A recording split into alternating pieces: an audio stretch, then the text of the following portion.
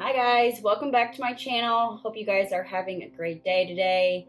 Today I'm going to be telling the story of an 8-year-old little girl named Relisha Rudd. It is an unsolved case, so let's go ahead and get started. Relisha Rudd was an 8-year-old little girl that was from the southeast area of Washington, D.C. She was born on October 29th, 2005. At the time of Relisha's disappearance, it was late winter, early spring of 2014, and she was in second grade at Payne Elementary School. Relisha's teachers described Relisha as being an absolute joy to have in their class. She had a very big personality. Relisha. Despite having a less than ideal living situation, she seemed to really make the best out of it. She was very much like any other typical 8-year-old little girl. She loved pink. She still slept with her teddy bear that she named Baby every night to bring her a source of comfort and stability. Relisha was a cheerleader through her school, where her coach, Shannon Smith, described her as being someone that was just eager to please. She picked up on things very easily and always gave all of her effort into whatever it was that she was tasked to do. Relisha was a big sister to 3 little brothers. Her stepfather, Antonio, described her as being the best big sister that he could have asked for his sons. She really spent a lot of time with them. She took care of them. She was really like a little mama, in a sense, to them. When she wasn't taking care of them, she loved playing with them. She would go outside and ride bikes. They would race. Pretty typical things that an 8-year-old kid would like to do. At the time, Relisha's family was living in a homeless shelter in Southeast DC. Since they were living at the shelter, they tried to do things outside of the shelter to get them out as much as possible. They really enjoyed going to the mall. They went to a park that was just down the street. Anything to get her out of the house. Relisha was also in the Girl Scouts through school. Relisha was also in a program that was called the Homeless Children's Playtime Project. This is a program where it is obviously designed for kids that are homeless, and it's a really good resource for them to have. The program sets up things for them to do like plays and art projects. They do music lessons, and it's a place where the kids can go where they're safe and they can just be kids. They don't have to worry about all the extra stuff that's going on in their home life of where are they going to sleep, what are they going to eat, those kinds of things. The kids can all connect together because they all come from a very similar background. It kind of got my mind through it and like, don't worry about it. I ain't never seen nothing like this before. We play football, flag football, basketball. We do math, science. Melissa was Relisha's maternal grandmother, and she described Relisha as having a smile that could just light up the room. She was Melissa's very first grandchild, so she had a really special bond with her, actually saying that she was the one to cut Relisha's umbilical cord when she was born. She said Relisha really loved babies, and she also loved helping people, so anytime she would see a neighbor or a friend or anyone that would have a baby, she would say, hey, give me the bottles, give me the diapers, and I'll get them to stop crying. And she would do just that. By the time that she gave the baby back to the parent, the baby was asleep and quiet again, and it was something that Relisha just really had a natural talent for. Unfortunately, Relisha, like so many other African American children in our country, was a victim of systemic racism, poverty, and abuse. For generations, her family just seemed like they couldn't catch a break. Shamika, Relisha's mother, also had a childhood of poverty and abuse and neglect. She was placed into foster care when she was about 6 years old, all the way up until she aged out at the age of 18. As a child, she was diagnosed with a mild cognitive disability. At 19, a year after Shamika aged out of the foster care system, she became pregnant with Relisha. There's not a whole lot known about Relisha's biological father. His name was Irving Rudd. What I could find was basically he wasn't the greatest father figure for Relisha. He had a criminal record where he was charged with involuntary manslaughter in 1992 for the death of his then 17-month-old daughter. Because of this, he was sentenced to 15 years in prison, but he was released in 2002. After Relisha was born, Shamika and Irving had another child that was a boy And in 2012, despite him not being very present in the kids' lives, he actually took Shamika to court and tried to get full custody of both of the children. He was denied, and the judge kept the original order, which was that he would receive visitation rights only. Since Irving wasn't a constant presence in Relisha and her brother's life at the time, she didn't have a real father figure. That is until Shamika met her stepfather, Antonio. In 2008, Antonio and Shamika met on a city bus. And he told the story that basically the whole reason that the two met in the first place was because of Relisha. Antonio said that he saw Shamika with her two kids on the bus and noticed how strikingly beautiful Relisha was. She was only 2 at the time, but Antonio couldn't help but notice that Relisha stood out. She was just so pretty. At that point, he had to say something to Shamika. He told her that she was just a beautiful child. Obviously, Shamika thanked him. Relisha walked right up to Antonio, grabbed his hand, and basically asked, "Will you come home with my mommy?" And the rest was history.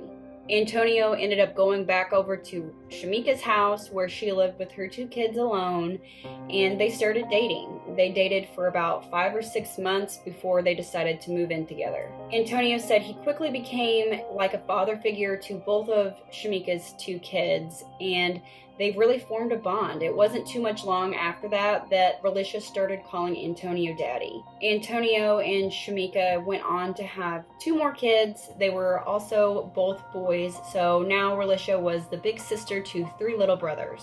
As I mentioned, Relisha was a victim of systemic racism and poverty and abuse, neglect, which means that both of her parents had less than ideal upbringings as well. Like Shamika, Antonio's upbringing was not very great.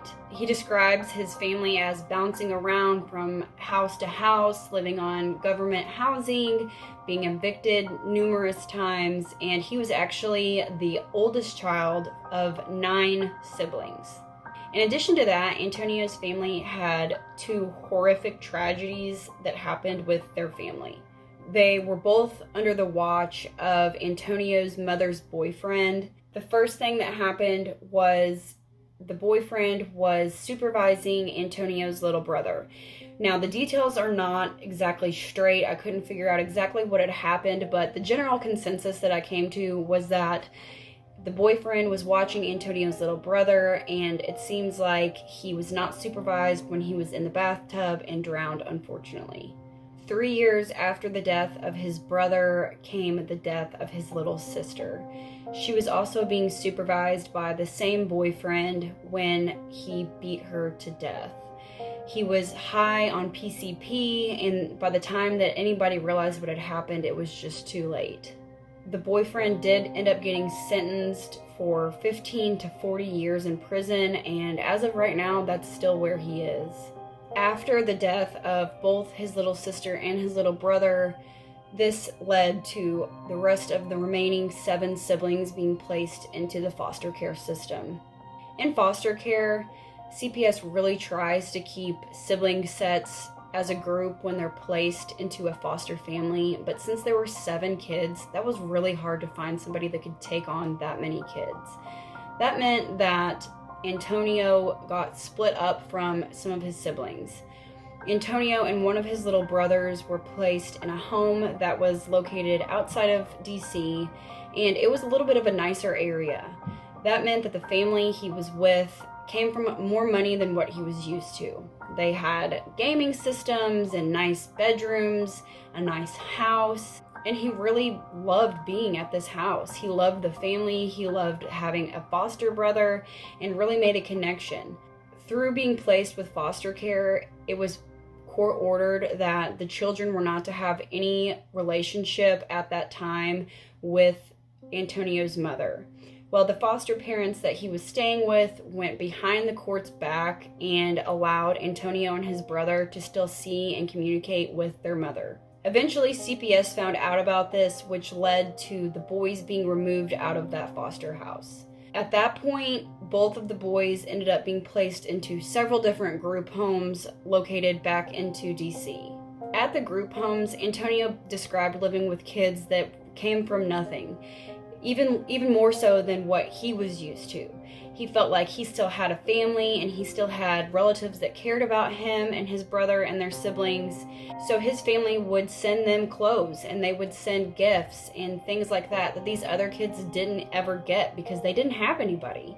That led to the other kids feeling very resentful and jealous of Antonio and his brother. The other kids started picking on them, fighting, stealing their stuff, and some of the group homes made them actually share the gifts and clothes and those kinds of things with these other kids. The staff at some of the group homes were also abusive towards Antonio. He said one of them actually burned him, and it was just a terrible place for them to be. That led to both Antonio and his brother running away from these group homes frequently. They didn't want to be there, they didn't feel like they belonged there, or that they were even wanted there. When Antonio ran away from the group home, he said for a short while he actually joined a gang in DC because he felt like he didn't have anywhere to go. That meant he was stuck living on the streets and fending for himself. Now that we have a little bit of background behind Relisha's parents and their upbringing, that leads me to the days leading up to Relisha and the day that she was discovered missing. Relisha, Shamika, Antonio, and the three little boys were living in a low-income apartment that was located in southeast DC. If you're not familiar with the DC area, that area is a predominantly black neighborhood with very low-income families, and there's a lot of crime, and it's not a very ideal place to raise a family. In 2013, their family ended up getting evicted from the apartment that they were staying at. The landlord tried working with Shamika and did not want to evict them, but he felt like he had no choice. He said that they were months and months behind on rent, and as much as he didn't want to put out a family on the streets, he just had no other choice.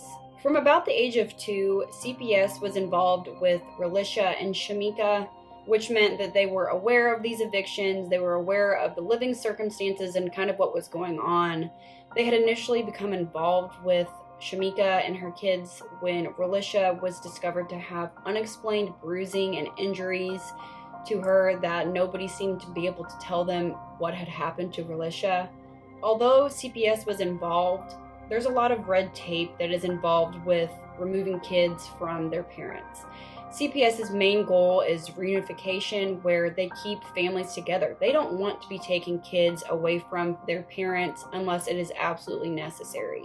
Since they couldn't substantiate any valid claims of abuse with Relisha, despite her unexplained injuries, the red tape was there and there wasn't a whole lot that they could do, so they stayed in the care of their mother.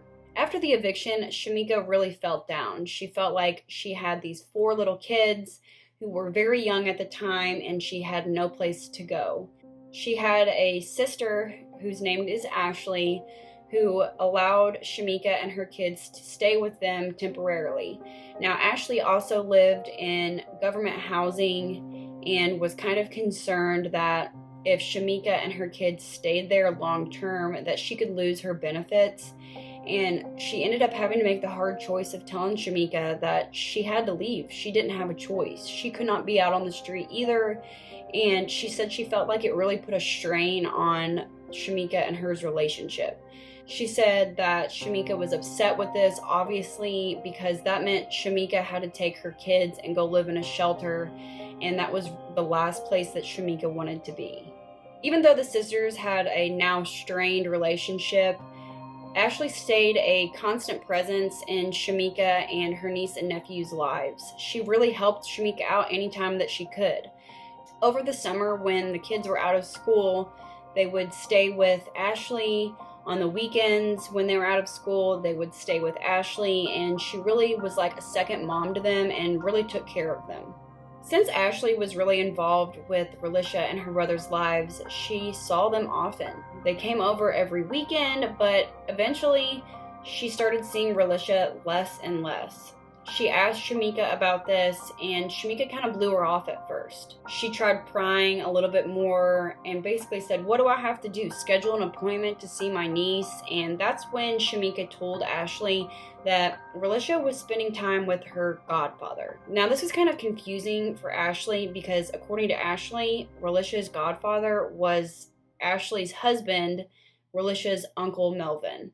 And she knew that her husband wasn't spending time with Relisha, so who was the godfather? Since there was already some tension there between Shamika and Ashley said she didn't really want to push it too far. She didn't want to cause any more tension and strain in their relationship, and so she felt like she didn't really have a say-so in what or where Relisha was. She said, Shamika is ultimately Relisha's mom, and there's not much I can do or say at the end of the day because Shamika calls the shots, and Shamika is Relisha's mom.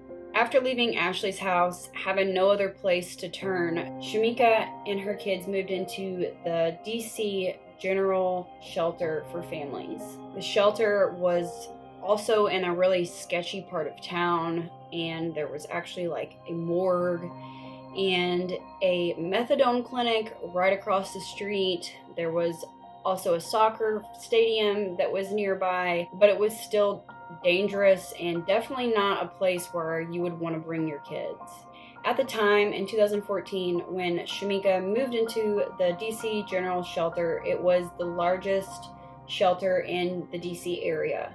It housed over 1,000 individual residents at any given time and said that they had over 250 families residing at the shelter. The building itself was also very sketchy. It was actually an abandoned hospital that was old, and some of the staff said you would open a door and find boxes of old medical records and medical equipment, and the government really didn't put a whole lot of funding into the shelter for these families and individuals. The shelter was said to have bed bugs and rodents like mice and rats and even raccoons. They had a problem with spoiled food, and the families would eat something that they were provided there and end up sick because the food was rotten. The electricity in the shelter would often go out, leaving them freezing cold or hot, and the government that was running it just really didn't seem to care very much. So the school that Relisha was going to at the time knew that Relisha and her brother's home life was not great. They became involved several times and had to make a few reports to CPS because Relisha missed a lot of school. In addition to missing the school, there was a situation where Relisha's brother had showed up to school with bruising and a busted lip. When school staff asked her brother about what had happened and how he had sustained these injuries, he basically said that at home he was shoved down and beaten, so the staff had to report that to CPS as well. In this area, it wasn't uncommon for parents to not show up the way that they should for these kids. And the school staff knew that Relisha and her brothers did not have the supervision and attention and love and care that they felt like the kids needed. That meant that they were the ones left to kind of look after Relisha and really take care of her. In particular, Relisha's cheerleading coach, Shannon Smith, really took Relisha under her wing. She would get to school early to bathe Relisha and make sure that she had proper fitting clothes. She would fix her hair and bring her extra food to eat when Relisha was hungry. Relisha often stayed after school when she didn't have any of her extracurricular activities going on to try and help out with the teachers to avoid having to go back to the shelter. Shannon was actually the one who told Relisha to try out for the cheerleading team. She felt like it would be a great fit for Relisha, and it would be another place where Relisha could feel a sense of belonging and security. And Shannon really started to love Relisha. Since Shannon really looked out for Relisha, she was the point of contact for the school and Relisha's home life. She would reach out to Shamika and make sure that everything was okay and Relisha was safe. As I mentioned, Relisha was missing a lot of school. It was not uncommon for her to not be there, but the school felt like there wasn't a whole lot that they could do. because some of these absences were excused and some of them weren't. The majority of them were excused, and Shamika provided them with doctor's notes saying that Relisha was under the care of a doctor. The doctor's notes that Shamika would provide the school with excusing Relisha's absences were from a doctor named Dr. Tatum. At this point, with Relisha missing so much school and these doctor's notes were coming in, they requested more information from this doctor as to why Relisha was missing. What was going on with Relisha and her medical care that she had to miss so many days of school. The counselor reached out to Relisha's mom and basically said, hey, can we please set up a meeting between the school, you, and Dr. Tatum so we can hear what he has to say and come up with a game plan to ensure Relisha is successful in school and that she is safe and being taken care of. Shamika agreed and said that she would be there and she would invite the doctor to be there. So they arranged a date, but the date came and the only one that showed up was Shamika and the school staff. Dr. Tatum did not show up, but Shamika brought another note with her from Dr. Tatum stating that Relisha was under his care for a neurological disorder. On the note, it also included his contact information with his phone number and said that the school could reach out to him for supporting documents or any questions that they had for him. They give Dr. Tatum a call and he answers and he says that yes, Relisha is under my care for this neurological disorder, but she's in the middle of treatment. I anticipate that she will be out of treatment and back in school within the week. Again, the school requested some documentation from Dr. Tatum, aside from these doctor's notes, showing what care Relisha was receiving, and he agreed and said that he would send over Relisha's file. The school waited a few days, but they never ended up getting anything from Dr. Tatum or anything from anybody that would explain Relisha's medical care. This brings us to March 13th, 2014. As of that day, Relisha had missed her 10th unexcused day of school. As you may know, after a certain amount of unexcused absences, schools by law have to report the absences to authorities. When they made the report, it got back to the caseworker through CPS that was working on Shamika and Relisha's case. The school informed the caseworker about the care that Relisha had been receiving under Dr. Tatum, but they had not received any of the documentation that they had requested. They gave the caseworker his contact information, and at that point she reached out to Dr. Tatum and requested that the caseworker and Dr. Tatum sit down and have a in-person meeting to discuss Relisha and her care. The day comes where the CPS worker and Dr. Tatum were supposed to meet, and not surprisingly, Dr. Tatum did not show for that meeting either. The caseworker knew that Relisha was living at the DC General Shelter and decided she needed to go to the shelter and try and put eyes on Relisha, try and see what was going on, and ask the staff if they knew anything about Relisha and her whereabouts. She gets there, and they say that they hadn't seen Relisha either. The caseworker asks them if they know anything about this medical care that Relisha was receiving for her neurological disorder, and asked if they knew anything about this Dr. Tatum. That's when the shelter staff told the caseworker that they didn't know anything about a Dr. Tatum, but there was a man that was working at the shelter named Khalil Tatum. They said that Khalil Tatum was a janitor that was working at the shelter. It was unbeknownst to the social worker and the school that this Dr. Tatum that Shamika kept referring them to was actually a janitor that was working at the shelter. Since Relisha had not been seen by the shelter staff recently, she asked if they had seen Khalil at any point in the previous few days.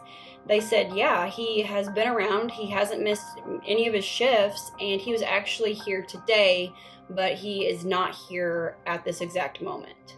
All the pieces started fitting together for this caseworker, and she knew that something was weird, something was off, and she needed to talk to this Khalil Tatum.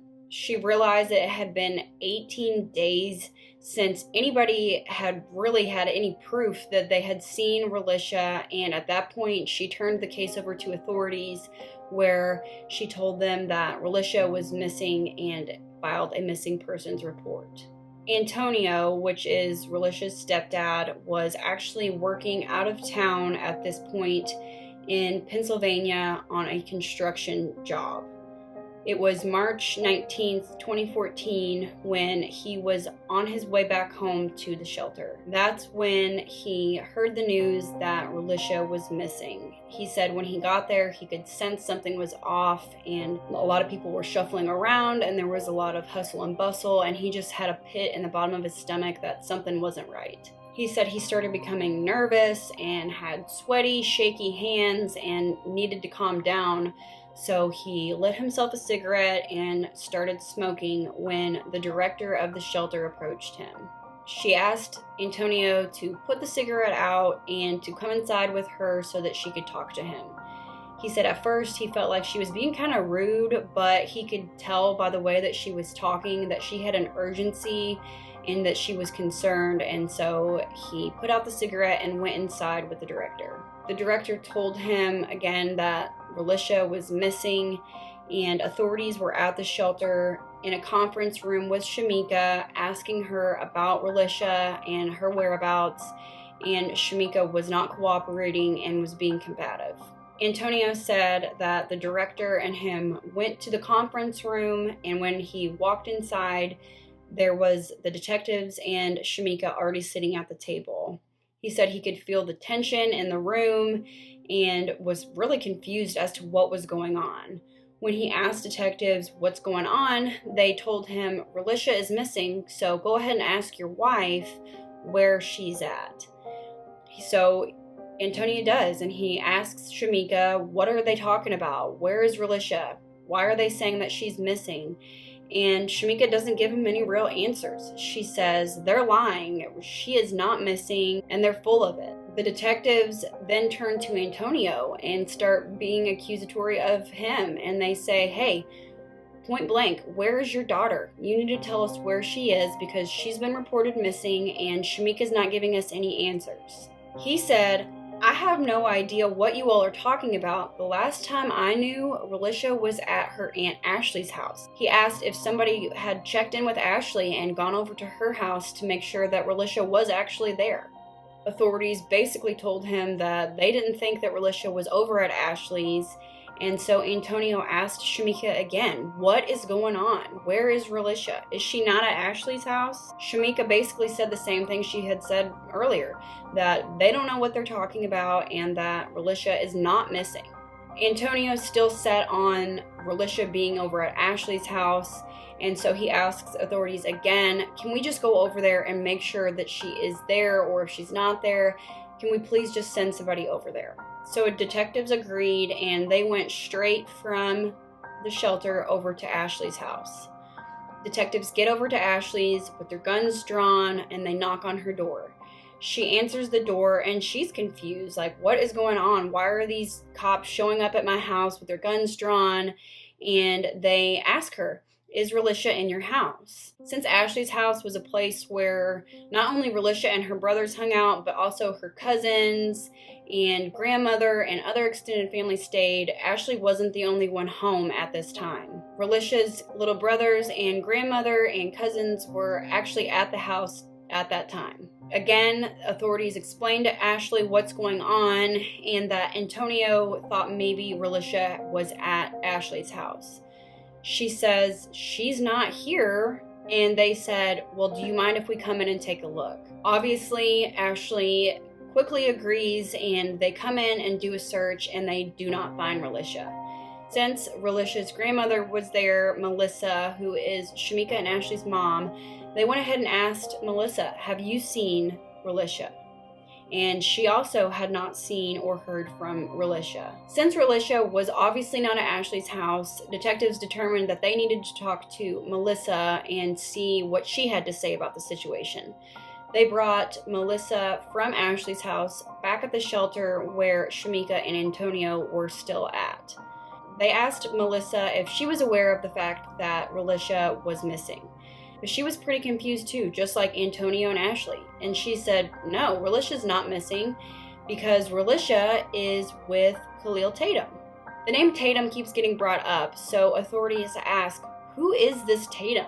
Who is this man? And that's when Melissa tells them that Khalil Tatum, who was 50 years old, was a family friend, and he also worked at the shelter where Relisha was living. She told them that Relisha often spent time with Khalil Tatum and his wife Andrea, and that they had a granddaughter that Relisha loved to play with. Relisha wasn't the only child that would go spend time with Khalil and his wife and the granddaughter, because there were also other kids that lived at the shelter that would also spend time with them. That's when they found out that not only would Shamika allow Relisha to hang out at this guy's house, but also have entire overnight weekends with him and his wife and the supposed granddaughter. According to Melissa, she said that at first she didn't really like the idea when Shamika started telling her about Relisha spending time with Khalil. She said, what's it gonna look like when you have an 8-year-old baby spending time with this 50-year-old man who has no relation to you all? But Melissa started getting to know Khalil and said that he became a friend to her as well. She said that there would be times where she was walking home and he would pick her up and give her a ride, and that he seemed like a trustworthy, nice guy. Melissa said anytime that Relisha would come back from spending time with Khalil, that she had nothing but positive things to say. She said that he would buy her gifts and clothes, and he would take her to Disney on Ice and to get her nails done. He took her to the movies. And anytime Relisha talked about him, there was nothing that would indicate to Melissa that she should be concerned. There were no red flags, and so she thought, okay, well maybe this is just another place for Relisha to spend time, to get away from the shelter. Relisha's Aunt Ashley said that she had also met Khalil Tatum. She said Relisha was over at her house one afternoon when she gets a phone call from an unknown number. So she answers the phone call, and it's Khalil. And he says, hey, I'm going to be there in a few minutes to pick up Relisha. Now, Ashley was kind of freaked out by this because she had never heard of this man before, and somehow he knew Relisha's name, knew her phone number, and her address. So she asks him, how did you get my number? Who are you? And he tells Ashley that he is Relisha's godfather. And so Ashley gets off the phone with Tatum and calls her sister Shamika, and Shamika confirms. She says, yes, that's Relisha's godfather, and he is coming to pick Relisha up. Now, Ashley felt very uncomfortable about this, but again, their relationship was strained, and she felt like she didn't have a say-so in what Relisha was doing, because Shamika was her mom. So that day, she let Relisha go with Tatum when he picked her up. Ashley said, looking back, that she wishes she would have listened to her gut in the beginning of, this guy is not normal, the situation is not normal, and would have stood up for Relisha. The pieces started fitting together for Ashley, and she realized that because of this man, and Relisha spending time with this man, that is why Relisha had been showing up to Ashley's less and less, and she was only seeing her brothers and not Relisha. It obviously seems a bit strange to authorities and to the CPS worker and all the other people involved of why this man is spending so much time with Relisha. In addition to it just being kind of downright creepy, the shelter actually had policies in place to prevent exactly this. They had a rule that any of the staff at the shelter was not to have any type of social relationship with any of the residents. Now that means friendships, that means sexually, that means romantically, any of those kinds of relationships were supposed to have been prohibited. Although they were supposed to have been prohibited, a lot of the staff at the shelter did know that Relisha had this relationship with Khalil Tatum. Not only Relisha, but other little girls that were staying at the shelter had a relationship with Khalil Tatum that just didn't seem normal.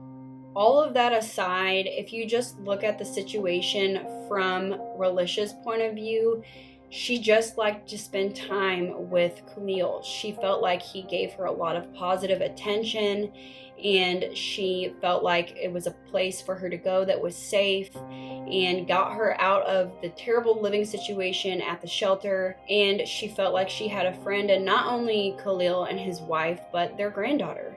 To Relisha's family, he just seemed like a caring man who was a dependable worker, and they felt like he was a true friend to them. At the shelter, in addition to having the policy where staff members are not to have any relationships with the residents, they also had a rule in place where any of the staff was not supposed to have any type of criminal history. Well, unfortunately, it looks like Khalil Tatum fell through those cracks as well, because he did have a criminal history. He had prior convictions of burglary and grand theft auto, and none of that was picked up, I guess, when he was hired. He didn't initially start as a janitor when he was hired at the shelter, but he started working as a kitchen staff and ended up transferring as a janitor. Aside from those two rules that the shelter had in place, another safeguard that they had, or that they were supposed to have been following, was an attendance rule.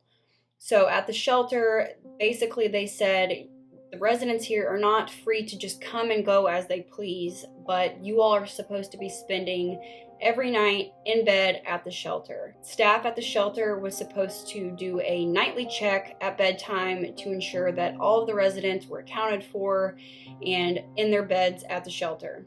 It turns out that, surprise, surprise, the shelter didn't really feel like they needed to follow the policies they had in place for whatever reason, and this was another one of those situations. They were supposed to do the head count, but when asked about this, they said, well, sorry, we actually haven't been doing that, and we kind of just like knocked on the door and made sure that somebody was in their room, but we haven't seen Relisha or got an actual head count of Relisha in some time. So obviously authorities think that Relisha is with Khalil Tatum. And since there was a missing persons report filed and it didn't seem like they were coming up on any leads, the media became involved pretty quickly. In the DC area, anytime a child is reported missing, almost always that child is found within a few hours. And at this point, Relisha had been missing for 18 days. So it blew up pretty quickly. Authorities started searching for Relisha right away after they realized that she wasn't at the shelter, wasn't at school, wasn't here, wasn't there, and they started trying to put together some pieces to see, okay, first things first, we need to figure out where Khalil Tatum is. They tried calling him on his cell phone, but it went straight to voicemail, so his phone was off and they could not reach him that way. Since they couldn't get a hold of him, they started scrambling around trying to pull his bank records and figure out where exactly he was. They started trying to find surveillance footage to see if he had been in any of the local areas or stores and see exactly when the last time that he was seen. That's when they found out he had recently stayed at a Holiday Inn Express on February 26th. They received the footage from the Holiday Inn and they saw Khalil Tatum walking down a hallway hand in hand with Relisha. It seemed like Relisha was there on her own accord and didn't seem like she was upset or in distress by any stretch of the imagination. And the footage ends with Khalil walking into a hotel room and Relisha followed. When police received this surveillance footage, they turned it over to the media, and the media plastered it everywhere and requested that if anybody has seen either Khalil or Relisha or both, to report that as soon as they can. Since they had Khalil's bank records, they saw that he had stopped by a Home Depot in the area on March 2nd. They request the surveillance footage from the Home Depot, and that is where they see Khalil buying some pretty sketchy things. He bought large 42-gallon contractor black trash bags, a shovel, and lye. Now, if you don't know what lye is used for, typically people are known to use it to cover up the smell of a decomposing body. That same day, March 2nd, they also found footage of Khalil alone at a local park. The park was called Kenilworth Park and Aquatic Gardens, but Relisha was not with him. So March 19th, which was the same day that authorities were notified that Relisha was missing, they see record that Khalil Tatum had checked in to a Red Roof Inn. The Red Roof Inn was located right outside of DC, and they requested the video surveillance from them as well. On the surveillance footage, they see Khalil entering into a room with 4 other people. A short while after that, they see 3 of the people leave, but Khalil was not one of them. Later that evening, they see on the footage Tatum and his wife Andrea leave the hotel room and return. Now, even though they had all of this footage from Red Roof Inn, at no point did they see Relisha at all. The next day, on March 20th, that is when police think they know where Khalil is, and that is at this Red Roof Inn. They arrive there and they basically kick down the door, but they don't see any sign of Khalil. Instead, what they find is a woman that is laying face down in the bed with a single gunshot wound to the head, and she was deceased. They identify the woman as Khalil's wife of 26 years, Andrea Tatum. As if the community and police didn't already think that Relisha was in danger, now things really picked up because Khalil wasn't just a suspect in a kidnapping at this point, but now he was a suspect wanted for first-degree murder. That's when police opened up a tip line for the community to call in anything that they had seen or knew about Khalil, and they issued an Amber Alert. Now, the Amber Alert was only a local Amber Alert in the DC area. On March 21st, the day after they discovered the body of Andrea Tatum, they officially charged Khalil with first-degree murder. After charging him with first-degree murder, police were given a warrant for his house and his vehicle. When police conducted this search, they didn't really find anything that would lead them anywhere in the direction of Relisha. But they did find some children's clothing and a photo of Relisha at Khalil Tatum's house, which they thought was kind of weird. Since police could not seem to find Relisha or Khalil at this point, they requested that the FBI step in to aid in the search. Immediately, the FBI placed digital billboards across the area with Relisha's picture and her identifying information and wanted posters for Khalil Tatum. Through the tip line, authorities received a tip that they thought maybe Khalil could have buried Relisha in Kenilworth Park and Aquatic Gardens. This is the park that he was seen at the day when he was at Home Depot. Police head over to Kenilworth Park with volunteers and divers because there was a lake there, and cadaver dogs and so forth, and scour the area trying to find any sign of Relisha or Khalil, or maybe a grave site of where Khalil could have buried Relisha. A few days after the FBI got involved, on March 31st, they received a tip from somebody in the community saying it was a possibility that Khalil had buried Relisha in Kenilworth Park. Now, Kenilworth Park is the same place where Khalil was seen the day that he visited and purchased those items from Home Depot. Police started searching the area of Kenilworth Park, and that is when they discovered a body of a man deceased in a shed. They identified the man as 50-year-old Khalil Tatum, and it appeared that he had died from a self-inflicted gunshot wound to the head. Forensics determined that the gun Khalil used to kill himself was the same weapon that was used to kill Andrea. With Tatum now located, the community really showed up and started looking for Relisha even more. They were concerned that he had presumably killed his wife and now himself. Things were not looking good for the outcome of Relisha. Authorities brought in divers and cadaver dogs, and they scoured Kenilworth Park looking for a potential grave site where he might have buried Relisha's body. They also searched the areas around Kenilworth Park, and they never ended up finding anything that would indicate Relisha was there or was buried there. In addition to authorities and volunteers, Relisha's family was out in the search looking for her, but her stepdad, Antonio, ended up having to stop going out to the searches. He said he started receiving basically death threats from people on social media, implicating that he and Shamika did something or were somehow involved in Relisha's disappearance. The threats stemmed from a series of Facebook posts that Antonio had made back in February. One of the posts was Antonio pictured with a large wad of cash in his mouth, and another post was a picture of some Jordans that the pair had bought for their sons. Now, people were saying, where did you get this money? Obviously, you guys sold Relisha to trafficking and used the money for, clothes and shoes and those kinds of things. And he said none of that is true. And as a matter of fact, a picture of him with the money was money that he had received from his tax return.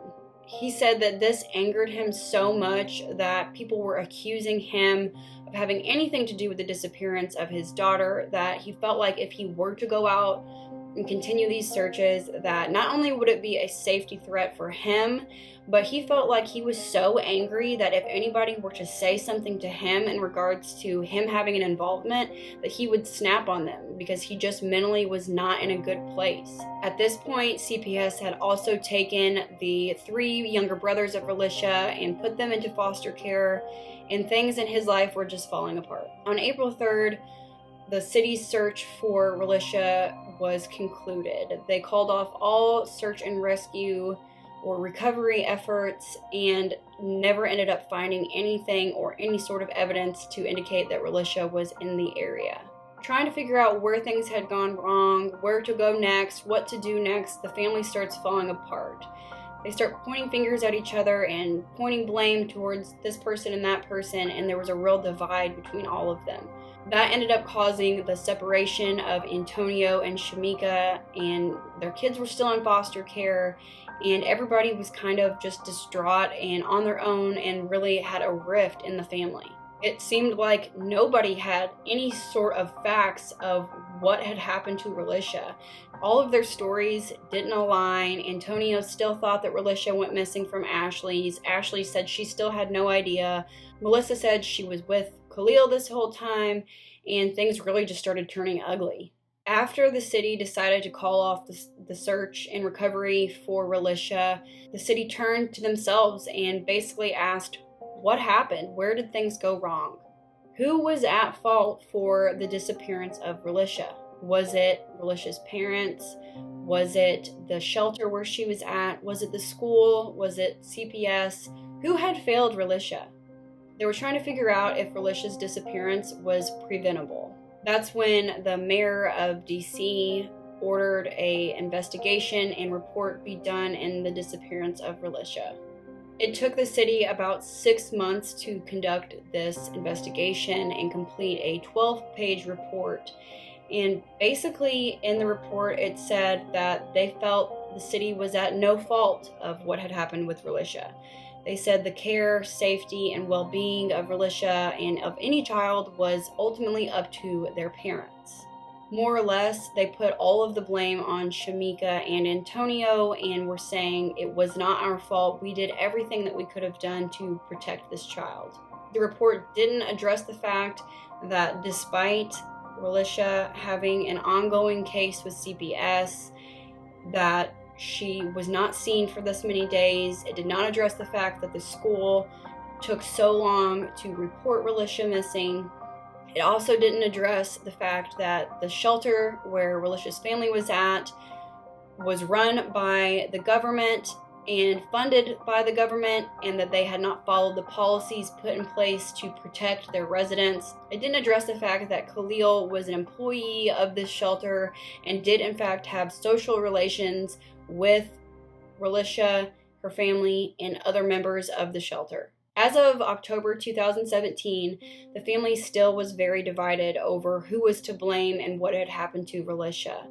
They were invited to appear on the Steve Wilkos show. Now, if you don't know what the Steve Wilkos show is, it is basically trash TV, right? So it is all about the wow and the shock factor, and you did it, she did it, they did it, that kind of thing, where there's a live audience and there's fighting and yelling and trying to get to the bottom of whatever it is that is on the show that day. At the time of the recording, Antonio, Relisha's stepdad, and Melissa, Relisha's grandmother, both were kind of on the same page, and they thought that the blame here was really on Shamika.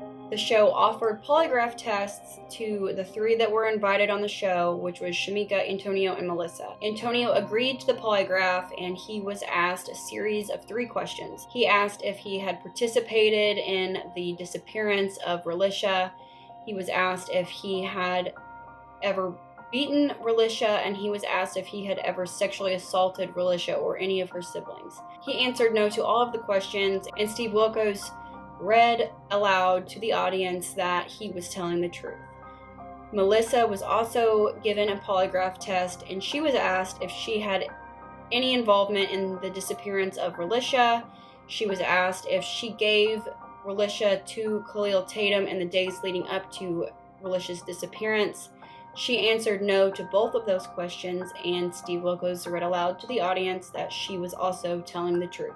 When Shamika was offered to take a polygraph test, she declined, and she did not want to take the polygraph. She said that she didn't feel like she had to take a polygraph test to prove that she had nothing to do with it, and she just didn't want to. At the end of the show, Steve Wilkos is basically telling Shamika that he hopes one day Relisha is found and that she is thrown away in jail because it is her fault that Relisha went missing. Hopefully that little girl is found. Oh, she will And be. when she's found, then hopefully you'll go away. No. You, I believe, have something to do with her disappearance. It seemed like the sole purpose of the family going on to the show was to throw Shamika under the bus and kind of put her in the spotlight and put all of the blame on her. Understandably, after she aired on the Steve Wilkos show, she declined any further request of an interview or questioning from the media, from anybody that was asking her about Relisha. In 2018, Mayor Bowser made the decision to close the DC General Shelter in DC, though the shelter didn't actually close its doors until 2019. The shelter was supposed to have closed, and 6 additional shelters that were much smaller in size were supposed to have been placed around the city to take its place, but as of today, none of those shelters have ever been established. So what does that mean for our social systems and processes that are put in place in our country? It is a sad reality of families of Black and minorities that police and media just don't take them seriously. The coverage is not there. Police often brush disappearances and missing person reports under the rug of Black families and say that they're runaways or they're in prostitution. And that's just not always the case. And it is so unfortunate that we as a society have not moved past the racial stigma of being Black in America. It is not okay and it's not right. And all of the systems put in place to protect kids and people like Relisha failed her. Nobody was looking out for Relisha the way that they should have been. And if they would have, who's to say that Relisha wouldn't be gone today? It is critical to understand how deep-rooted these issues are in our society. They are so complex and they go back generations and generations, and it is almost impossible for these families to remove themselves and break the cycle of abuse and neglect and racism and poverty. As we saw with Relisha's case, both of her parents and her stepdad had a history of the same very things that she was struggling with at just 8 years old. But unfortunately, that's just the reality of families like Relisha's. They do not get the coverage, the protection, and the help that they need to break the cycle that they have been put into at no fault of their own. It is so easy to point fingers and to blame the parents and the families of these victims, but a lot of times it is so much of a bigger picture than that.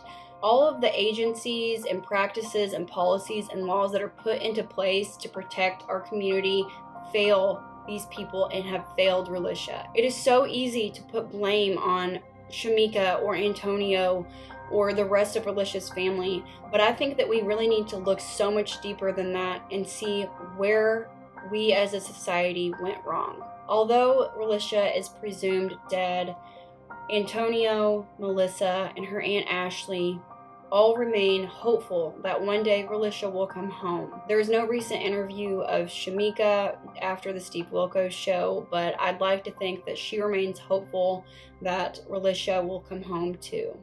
As unfortunate as Relisha's case is, there is something positive that came out of it. There was a law that was passed called Relisha Rudd's Law. This law says that parents or guardians of a child under 13 years of age has 24 hours to alert authorities that they are missing. If they have a child between the ages of 13 and 17, they have 48 hours to report that they are missing. Otherwise, they face being criminally prosecuted. This also includes mandated reporters like teachers, doctors, and CPS workers. Nobody has ever been charged in the case of the disappearance of Relisha Rudd.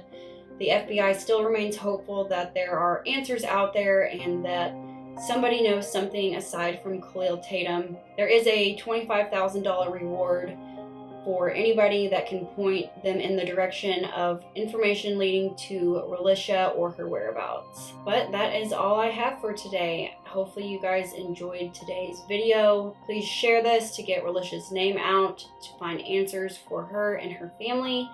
Please subscribe to my channel, and I will see you guys next time. Thanks.